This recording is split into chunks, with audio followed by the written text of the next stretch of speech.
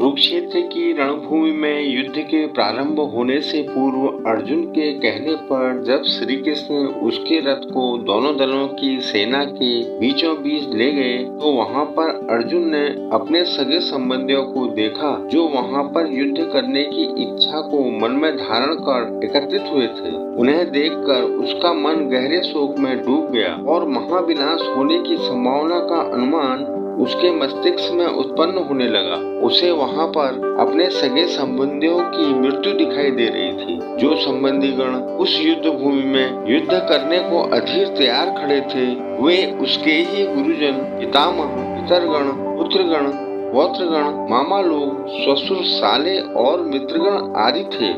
अतः इन लोगों को देखकर इनसे युद्ध करने की इच्छा करने के स्थान पर वह युद्ध के प्रति विमुख होने लगा और श्री कृष्ण से कहने लगा कि इन अपने लोगों को मारकर मुझे राज्य प्राप्त करने की इच्छा नहीं है। यद्यपि ये मुझे मार देवे, मैं इन्हें बिल्कुल नहीं मार सकता हूँ। अर्जुन ने श्री कृष्ण से कहा कि पापम एव आश्रयेत अस्मात् हत्वा एतान आततायीन अस्मात् न अर्हः वयं हन्तुं धार्तराष्ट्रान् सस बांधवान् स्वजनम ही कथम हत्वा सुखीन श्याम माधव।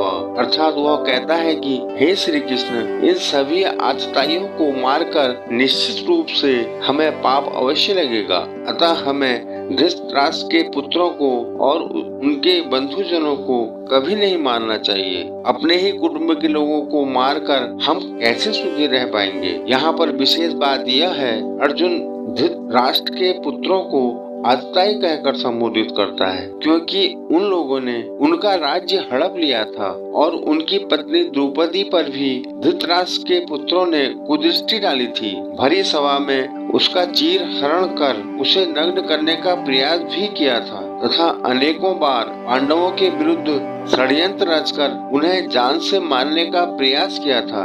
इस दृष्टि से वे निश्चित रूप से आतताई ही थे, किंतु वह उन्हें सामान्य आतताइयों से अलग देख रहा था क्योंकि वे उसके अपने कुटुंब के लोग थे, किसी सामान्य आतताई से बिल्कुल अलग थे।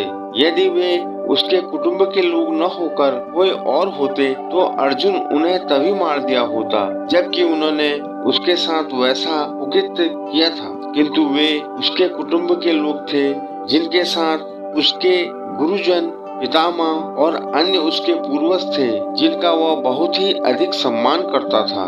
यानी वे गुरु जिनसे उसने अपनी शिक्षा प्राप्त की थी और एक वीर योद्धा बना था। वे भीष्म पितामह जो उसके दादा थे और जिनकी गोद में वह बचपन से खेला था। ऐसे अनेकों लोग उस रणभूमि में धृतराष्ट्र के पुत्रों के पक्ष में पांडवों से युद्ध करने के लिए एकत्रित हुए थे जिनसे अर्जुन नहीं लड़ना चाहता था। अतः वह श्री कृष्ण से बोला कि कौरवों के पुत्रों और उन लोगों को जो कि उनके पक्ष में युद्ध करने के लिए यहाँ आए हुए हैं उन्हें मारकर मुझे पाप लगेगा। अर्थात उसका मन युद्ध भूमि में निराशा से भर गया और वह युद्ध करने से विमुख होने लगा। गीता ज्ञान पाने के लिए वीडियो को लाइक करें और चैनल को सब्सक्राइब कर बेल आइकन को दबाएं। इससे हर उपदेश आप तक पहुंचता रहेगा।